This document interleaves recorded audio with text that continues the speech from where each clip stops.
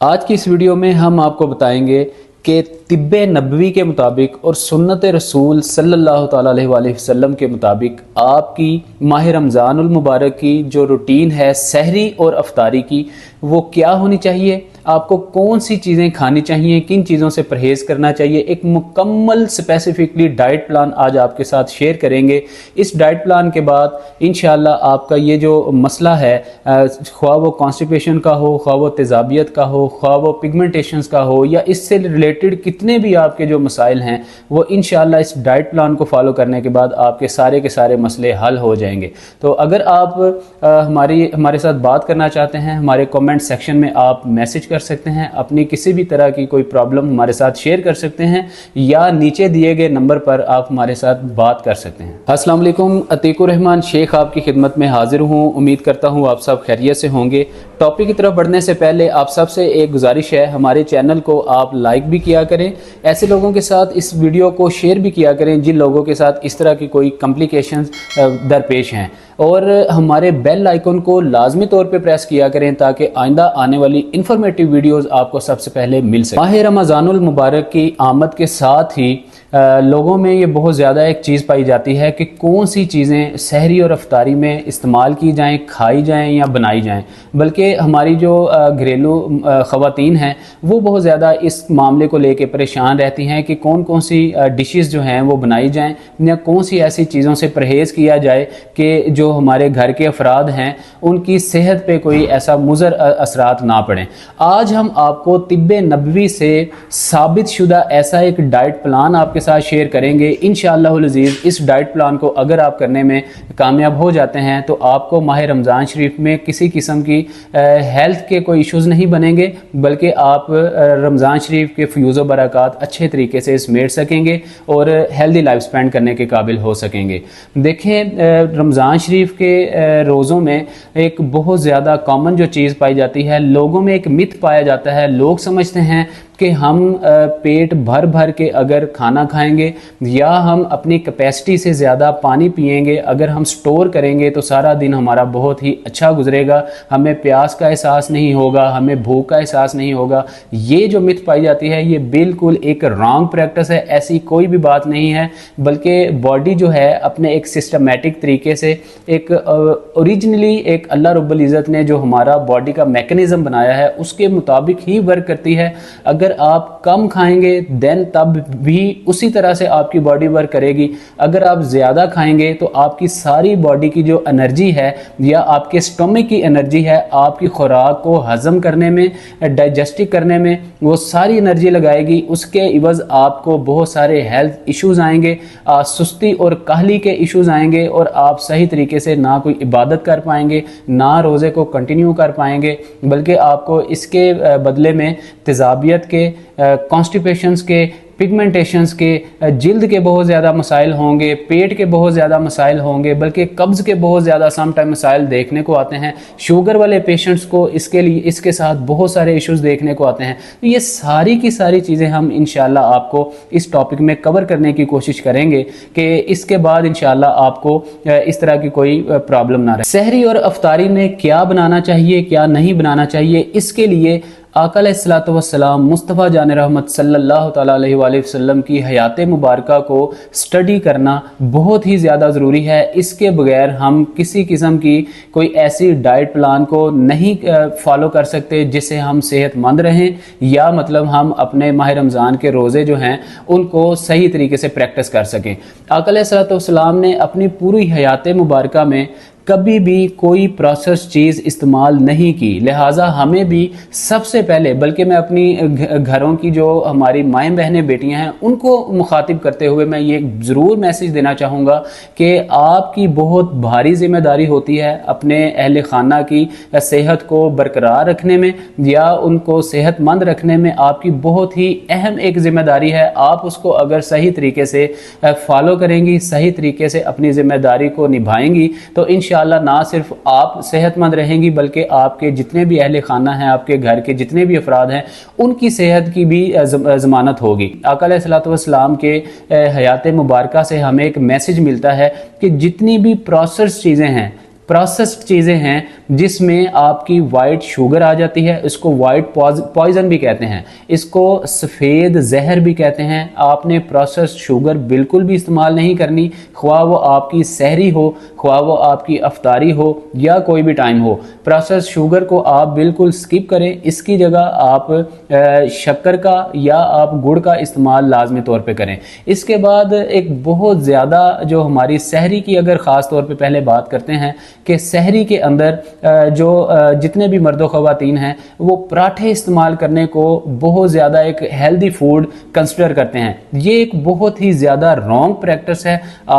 हम अपने पेशेंट्स को या अपने चाहने वालों को हमेशा से ही ये रिकमेंड करते हैं कि आप जो डालडा घी के, बनास्पति के, कुकिंग ऑयल के जो पराठे हैं बने हुए, उनसे आप 110% परहेज़ करें। ये बिल्कुल भी आपकी सेहत के लिए ठीक नहीं है, बल्कि आपकी सेहत को उल्टा ये ख़राब करते हैं। सहरी में जो लोग बहुत ज़्यादा पराठा खाने के आदी होते हैं या उनको बहुत ज़्यादा आदत होती है, ऐसे लोगों को हम रिकमेंड करते हैं कि वो डालडा घी के या बनास्पति के जो पराठे हैं उनकी बजाय आप एक सादी बारीक रोटी बनाएं।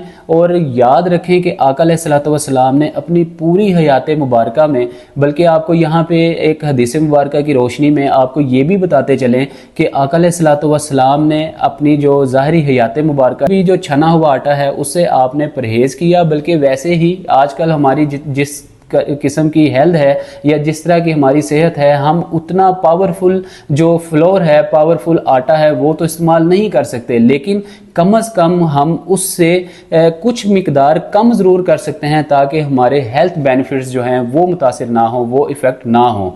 इसलिए आका अलैहिस्सलातु वस्सलाम की हयात मुबारका से जो हमें मैसेज मिला कि आपने छना हुआ जो आटा है वो नहीं लेना, बल्कि नॉर्मल आप चक्की का पीसा हुआ आटा लें और उसकी बारीक एक रोटी बनाएं, चपाती बनाएं, उसके ऊपर आप देसी घी को अप्लाई करें, देसी घी आप उसके ऊपर लगाएं, देन आप रोटी को ज़रूर इस्तेमाल करें। ये एक बहुत ही अच्छी एक अल्टरनेट है आपके बनास्पति या कुकिंग ऑयल की से बने हुए पराठे की जगह पे। लेकिन यहाँ पे आपको ये बताना बहुत ही ज़रूरी है कि जो पेशेंट कार्डिक इश्यूज़ में मुब्तला हैं या जिन लोगों को हार्ट के इश्यूज़ हैं, जिन लोगों को दिल का कोई आर्जा लाहिक है, ऐसे लोग देसी घी का इस्तेमाल बहुत ही एतदाल से करेंगे, क्योंकि देसी घी जो है वो दिल का आर्जा पैदा करता है, आपको कार्डिक इश्यूज़ जो हैं वो क्रिएट करता है। लेकिन हर चीज़ में एतदाल जो है वो आपको किसी भी मुश्किल से बचाता है। कोई भी चीज़ आप इस्तेमाल करें तो वो मोतदल तरीके से,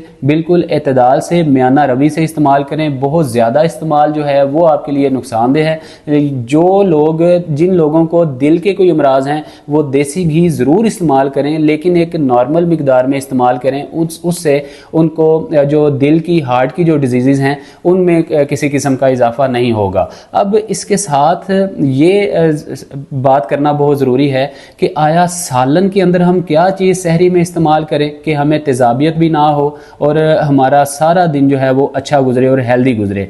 इसमें आका अलैहिस्सलातु वस्सलाम की हयात मुबारका से ही हम एक मैसेज लेते हैं कि आका अलैहिस्सलातु वस्सलाम ने सारी ज़िंदगी कभी भी 2 सालन को इकट्ठा इस्तेमाल नहीं किया, नोश नहीं फरमाया। लिहाजा हमें भी ये मैसेज मिलता है कि हमारे माह रमज़ानुल मुबारक की जो सहरी है या इफ्तारी है उसमें हमें कभी भी 2 सालन एक साथ यकजा कभी भी इस्तेमाल नहीं करने, बल्कि हमेशा 1 सालन जो है वो इस्तेमाल करें। और कोशिश करें कि शोरबे वाला जो सालन है ना बहुत ज़्यादा पतला हो, ना बहुत ज़्यादा ग्रेवी टाइप थिक हो, हार्ड हो। आपने नॉर्मल टाइप का जो है वो सालन बनाना है, शोरबे वाला सालन माह रमज़ान शरीफ के 30 रोज़ों में एक बहुत ही अच्छी प्रैक्टिस है। अगर घरेलू जो ख़वातीन हैं वो शोरबे वाले सालन, ख़ास तौर पे काले चने जो हैं, हमारे एक तवील एक्सपीरियंस में चीज़ आई है कि जो लोग काले चने का शोरबा सहरी और अफ्तारी में इस्तेमाल करते हैं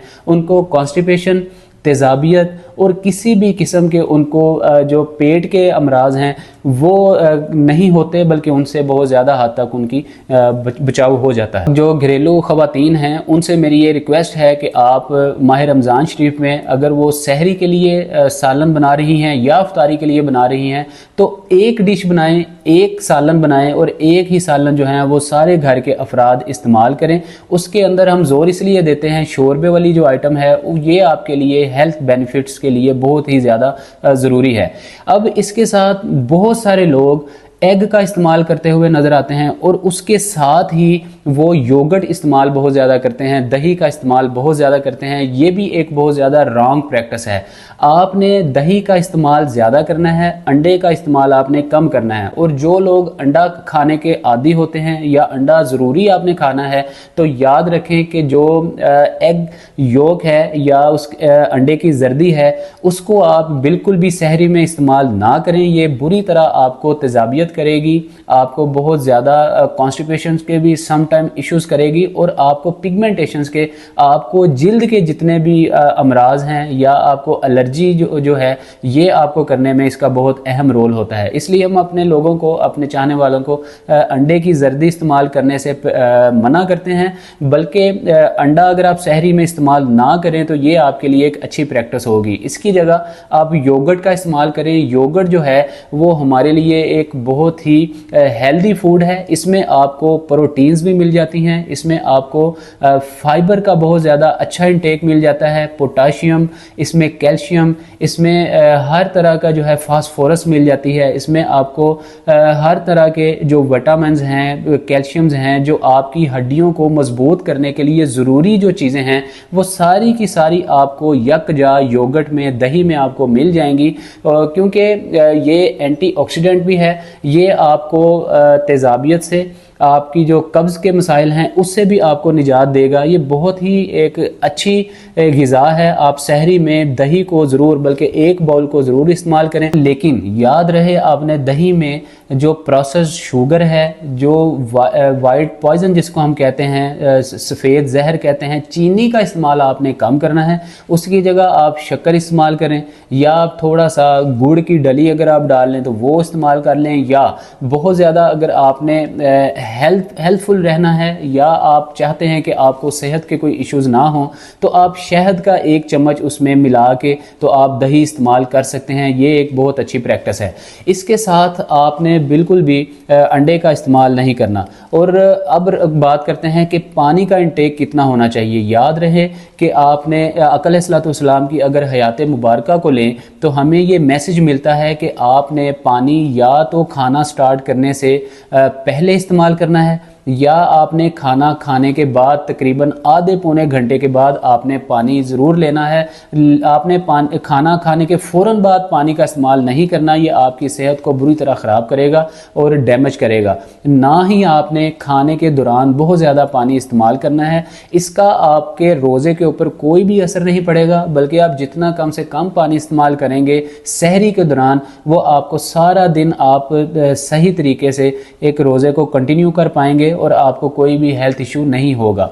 पानी आपने सहरी के दौरान कम इस्तेमाल करना है, बल्कि कोशिश करें कि आप सहरी से 1.5-2 घंटे पहले उठें, बल्कि आप नमाज तहज्जुद अदा करें। उसके बाद आप 3 से 4 गिलास पानी पिएं निहार मुँह, और उसके बाद आप अपनी सहरी की तरफ जाएं। तकरीबन आधे पौने घंटे के बाद जब आप सहरी करेंगे तो आपको भूख का एहसास भी ज़्यादा होगा, आप खाना भी अच्छे तरीके से खा सकेंगे। नॉर्मल तरीके से अगर इंसान देखे तो 1 से 2 रोटियां ज़्यादा से ज़्यादा इंसान जो है वो खा सकता है। इससे ज़्यादा आप खाना बिल्कुल भी ना खाएं।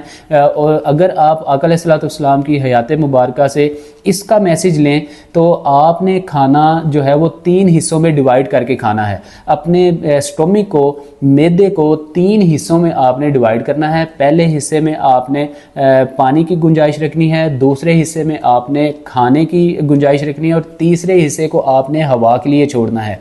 ये अगर आप प्रैक्टिस करेंगे तो इंशाअल्लाह अज़ीज़, ख्वाह वो सहरी हो, ख्वाह वो इफ्तारी हो, आपका पूरे का पूरा माह रमज़ान बहुत ही अच्छा गुजरेगा और आप इसके फ्यूज़ व बरक़ात अच्छे तरीके से हासिल कर सकें। जब आप सहरी कर चुके हैं, सहरी करने के बाद आपने सुन्नत समझते हुए 2 से 3 खजूरें जो हैं वो लाजमी तौर पे लेनी हैं। इसका आपको फ़ायदा ये होगा कि खजूर के अंदर वाटर इनटेक भी है, और खजूर जो है ये एक हेल्दी एक प्रोडक्ट है। ये आप इस्तेमाल करेंगे 2 से 3 खजूरें, तो ये आपके सारे दिन की जो एनर्जी है, आपकी सेल्फ पावर है या कुव्वत मुदाफ़त है, विल पावर है, इसको ये बूस्ट करेगी, आपको एनर्जी देगी। ये 2 से 3 खजूरें जो हैं, आका अलैहिस्सलातु वस्सलाम ने फरमाया कि जो इंसान डेली बेसिस पे 3 खजूरें लेगा सुबह निहार मुँह या आधे कप दूध के साथ, तो वो सारा दिन जो है उसका अच्छा गुजरेगा, उसको मायूसी नहीं आएगी, उसको किसी किस्म के कोई हेल्थ इश्यूज़ नहीं होंगे। तो ये सारी की सारी चीज़ें आका अलैहिस्सलातु वस्सलाम की हयात मुबारक हमारे लिए मुकम्मल उसवा हसना है।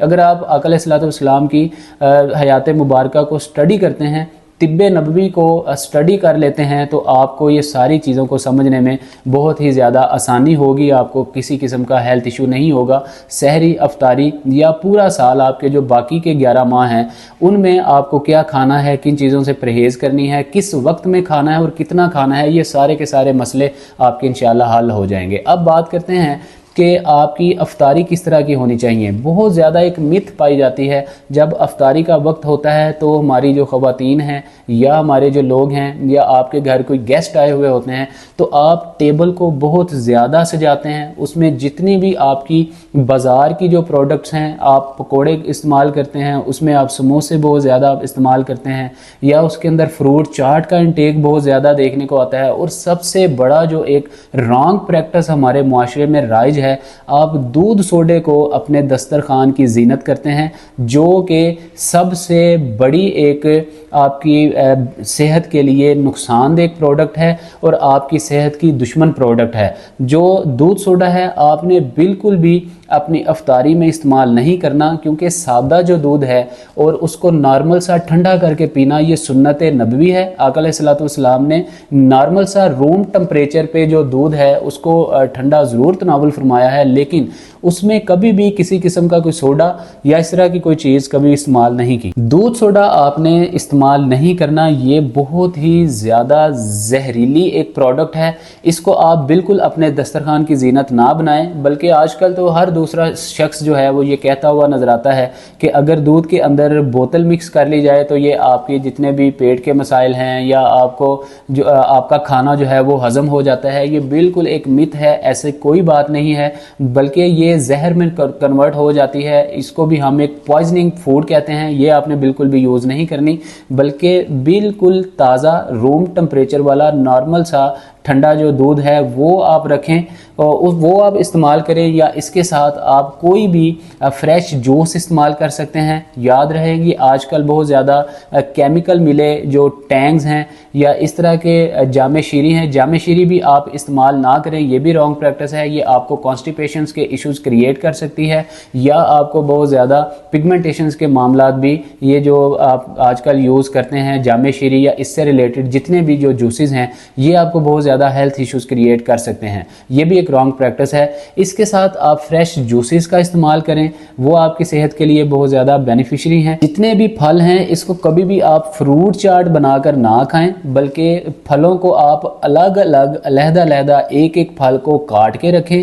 अगर आप इसको फ्रूट चाट में कन्वर्ट करेंगे तो ये आपके लिए बहुत ज़्यादा एक रॉन्ग प्रैक्टिस हो जाएगी। आपकी सेहत के लिए ये बहुत ज़्यादा मुज़रे सेहत होगा, क्योंकि हर फल की एक तासीर अलग से है। किसी की तासीर गर्म है या किसी की तासीर ठंडी है, या किसी की गर्म और तर है या किसी की खुश्क और सर्द है। जब ये सारे फल मिक्स होंगे तो ये आपके स्टोमिक को बहुत बुरी तरह मुतासिर करेंगे। ये एक बहुत ज़्यादा एक रॉन्ग प्रैक्टिस है। आपने फ्रूट चाट बना कर कभी नहीं खानी, बल्कि इसके अल्टरनेट आप चना चाट ज़रूर बना सकते हैं। चना चाट क्योंकि 110% ऑर्गेनिकली प्रोडक्ट्स के साथ बनी हुई होती है। इसमें आपने जो सफ़ेद चने हैं वो डाल लें, लोबिया है वो डाल लें, थोड़ी सी आप अदरक की आमेज़िश कर लें, पालक थोड़ी सी डाल लें। इन सारी चीज़ों को जब आप मिक्स करके तो चना चाट बनाएंगे, ये आपकी सेहत के लिए, आपके मैदे के लिए, आपकी पेट की बीमारियों के लिए बहुत ही ज़्यादा बेनिफिशरी है, बहुत ही ज़्यादा ये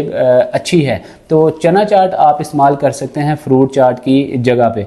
बाकी जो पकोड़े हैं, आप यकीन जानिए कि पकोड़े का वजूद बिल्कुल भी, अगर आप तिब्बे नबवी उठा के देख लें, बल्कि जो अल्लामा ज़हाबी हैं उनकी एक प्रॉपर तिब्बे नबवी के ऊपर एक किताब, एक दिबाचा है, उसको अगर आप स्टडी करेंगे या आप कोई भी आका अलैहिस्सलाम की पूरी हयात मुबारक को देख लें, या जितने भी हमारे आजकल की जो न्यू रिसर्चेज़ हैं उनको आप उठा के देख लें। ये पकोड़ा और समोसा ये ऐसी प्रोडक्ट हैं इनका कहीं भी जिक्र नहीं मिलता, बल्कि ये एक न्यू ईजादात हैं और आपकी न्यू क्रिएटिविटी की एक पैदा करदा चीज़ें हैं। इनको जब आप इस्तेमाल करते हैं और बहुत ही, अगर आप बाज़ार से इस्तेमाल करते हैं लेके, तो ये बहुत ही हल्के ऑयल में बनी हुई होती हैं, बल्कि कई कई दिन का ऑयल पड़ा हुआ होता है। उसमें जो लोग हैं वो इसको बनाते हैं, जो कि आपकी सेहत के लिए बहुत ज़्यादा मुज़र हैं। इनको आप इस्तेमाल ना करें। अगर आप इससे नहीं बच सकते, आपने बनानी ही है,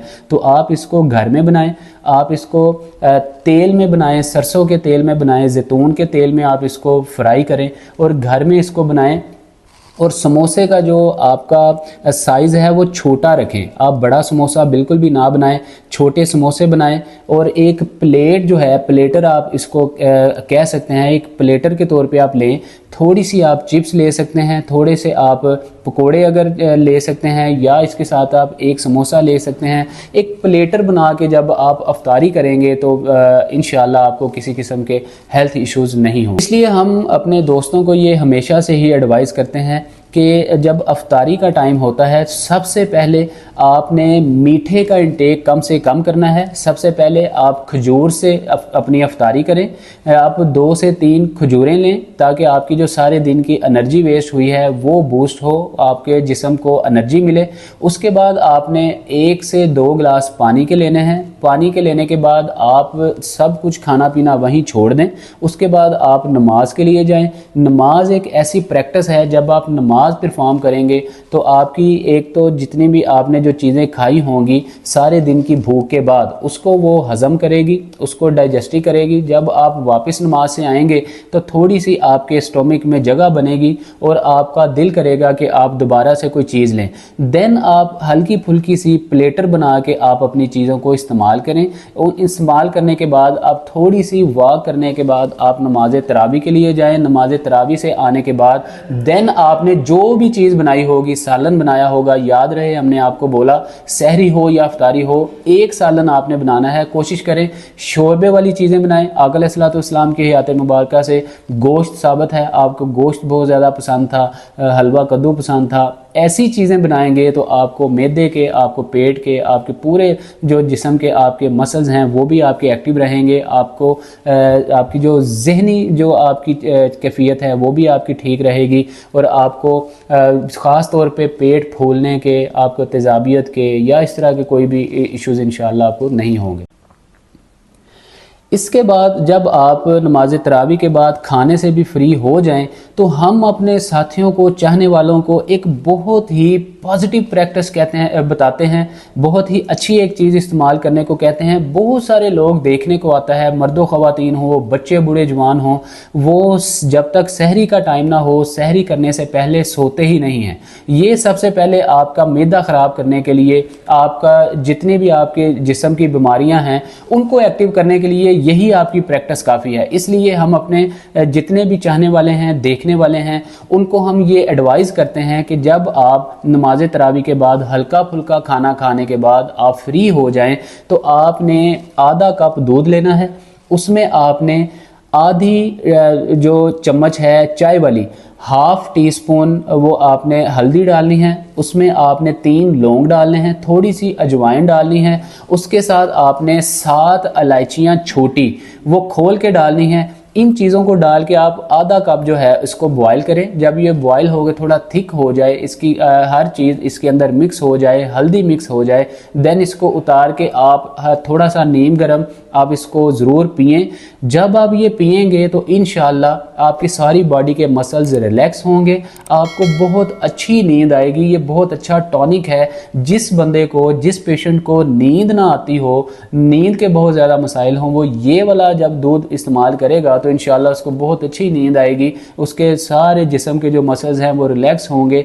ये जब आप पिएंगे तो आपको 2, 3, 4 घंटे की नींद बहुत अच्छे से आएगी। उसके बाद आप इंशाल्लाह सहरी में तरोताज़ा उठेंगे और आपका स्टोमक जो है वो बेहतर तरीके से प्रैक्टिस करेगा, बेहतर तरीके से वर्क करेगा। याद रहे, रात की जो नींद है वो आपकी सेहत के लिए बहुत ज़्यादा ज़रूरी है। रात को जो आपके ब्रेन से केमिकल्स खारिज हो रहे होते हैं या आपके जो बॉडी में चेंजिंग्स आ रही होती हैं, वो आपके मैदे के लिए, आपकी हेल्थ के लिए बहुत ही ज़्यादा ज़रूरी है। इसलिए अफ्तारी के बाद, रात को नमाज तरावी के बाद, खाना खाने के बाद, ये दूध पीने के बाद आप 3 से 4 घंटे की नींद लाजमी लें। ये आपके लिए बहुत ज़्यादा ज़रूरी है। अल्लाह ताला आपका, हमारा सब का हामी और नासिर हो। हमें इजाज़त दीजिए, अपना बहुत सारा ख्याल रखिए। अस्सलाम वालेकुम व रहमतुल्लाह।